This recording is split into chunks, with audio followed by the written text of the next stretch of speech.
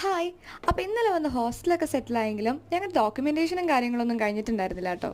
ഞങ്ങൾ രാവിലെ എണീറ്റ് ഫുഡൊക്കെ കഴിച്ച് ഹോസ്പിറ്റലിലേക്ക് ഡോക്യുമെന്റേഷന് വേണ്ടി പോവുകയാണ്. ഈ കാണുന്ന കേട്ടോ ഞങ്ങളുടെ ഹോസ്പിറ്റൽ. ഞങ്ങളുടെ കോളേജിലെ ട്യൂട്ടേഴ്സ് ആണ് ഞങ്ങളെ ഈ ഡോക്യുമെന്റേഷന് ഹെൽപ്പ് ചെയ്യാൻ വേണ്ടി വന്നത്. അങ്ങനെ ഞങ്ങൾ ഡോക്യുമെന്റേഷനും കാര്യങ്ങളൊക്കെ കഴിഞ്ഞ് ഞങ്ങൾ HR ഡിപ്പാർട്ട്മെന്റിലോട്ട് പോയിട്ടോ. HR ഡിപ്പാർട്ട്മെന്റിനാണ് ഞങ്ങൾക്ക് ID കാർഡ് ഇഷ്യൂ ചെയ്യുന്നത്. ഫൈനലി ഞങ്ങൾക്ക് ഞങ്ങളുടെ ID കാർഡ് കൈ കിട്ടി. ID കാർഡ്സ് ഒക്കെ കൈ കിട്ടിയപ്പോഴേക്കും ലഞ്ചിന് ടൈമായേ.